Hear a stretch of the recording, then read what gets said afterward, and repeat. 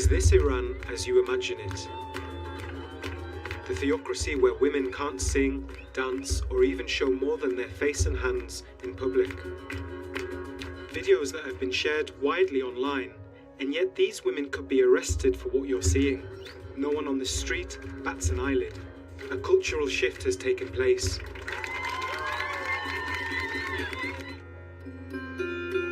It's been 10 months since the death of Mahsa Amini in police custody, arrested for improperly wearing a hijab. Her death led to the largest protests against the regime since the Islamic Revolution came to power.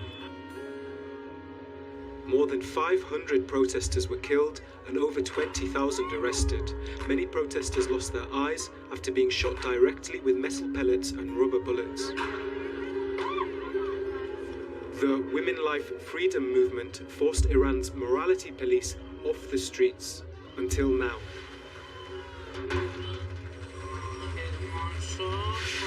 Recent videos verified by the BBC show the return of their feared vans.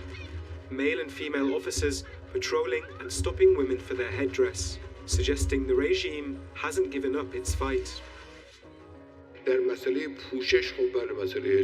Hijab is not a restriction by the government, it's by the country's laws and Sharia. Not following the mandatory hijab is haram by Sharia, and also it is politically haram. Just after Persian New Year this April, Supreme Leader Ali Khamenei's speech heralds their renewed campaign. A raft of new measures, the return of familiar repression, but now with modern tools. A network of traffic cameras monitoring the country's streets, now purposed to catch drivers violating public morality rules, including not wearing the hijab. The Iranian authorities have boasted of sending out over 1 million of these SMS texts since the start of the new campaign. Offenders can lose their car or be arrested, a criminal record for not wearing a hijab. My name is Shadi. I'm in my middle 30s. We met Shadi online. She lives inside Iran and has taken part in the anti-regime protests. She refuses to wear the hijab again. We always knew that whatever the government is always doing, if we call it a little bit of basic kind of freedom, it's something temporary. Because it's Islamic Republic, the regime hasn't changed. It's just we are in a war between people and governments. Artists and actresses who've appeared in public in recent months without the mandatory hijab have been sentenced to unusual punishments. Afsana Bayagan, a well-known actress, was targeted for these outings. Given a 2-year sentence and ordered to visit a psychological clinic for her anti-family personality. But it's not just lone women targeted. Businesses on the high street are being shuttered if they are found to employ women not wearing the hijab. The regime supporters, including women, are emboldened again too. Passers-by harassing women they see who are failing to wear the mandatory hijab. In this clip, 2 women wait in line at a supermarket. A man enters, attacks them by pouring a tub of yogurt over their hair to cover it. We've managed to reach one of the establishment's foot soldiers in Tehran. Hamid Reza Ahmed Abadi is a member of the Revolutionary Guard's paramilitary group called Basij. It helps enforce rules like the hijab on the streets. He's become a prominent defender of the regime.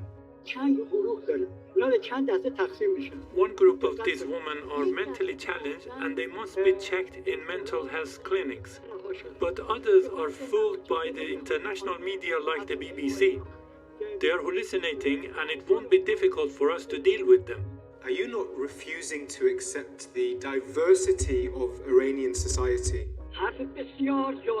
It's a very good question. The majority of our population are Muslim. Once I identified a spy filming a protest. She looked like a terrorist. I went to her and asked her to stop. She confronted me. I slapped her and grabbed her camera and squeezed the lens into her mouth. It seems like you take pride in being violent towards women. In our country, there is no such thing as opponents of Islamic Republic. People are born Muslim, so they need to follow the rules. If anyone wants to breach the laws, the enforcement powers will intervene and arrest them.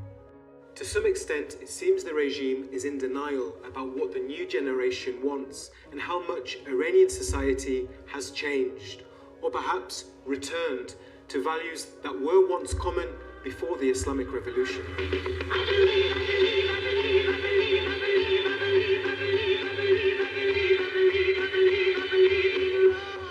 Iran before the 1979 revolution, where women had relatively equal rights.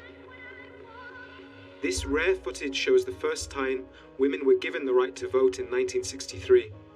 By the late 70s, several women served in Iran's parliament and local councils. Women could request divorce, fight for child custody, and the minimum age for marriage was raised from 13 to 18. They were also free to wear whatever they like. The country became a diverse centre for regional art and culture.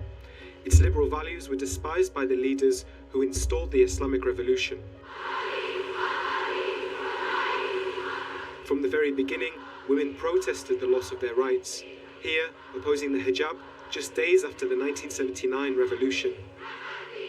Since then, many Iranian women have led double lives. The regime paints the hijab as a religious duty, but even inside Iran it's possible to find some voices who challenge this. I never try to convince anybody to wear hijab because I believe that in Quran does not imply that wearing hijab is compulsory, as Islamic Republic says. The majority of people do not accept this claim. Would you say that the authorities' rules could actually be pushing people away from religion, away from Islam? Extreme policies in Iran has pushed many women, many men in Iran far from religion. Uncovering hijab is a symbol for change movement. In recent days, the regime's moral authority has been rocked by a series of leaked sex tapes, including a senior and hardline official responsible for Islamic guidance, engaged in sex with another man. He's been suspended ahead of an investigation, a difficult position to be in for a government that criminalizes homosexuality. Secret lives at the top of the regime. It's 45 years since the revolution that brought the clerics to power. In nearly a year since the public outburst of anger against a system that has suffocated women's rights. Now, the vision of a unified Iran that the regime projects has itself been revealed as an illusion. And it's not the hijab that's at stake, but rather the legitimacy of the regime itself.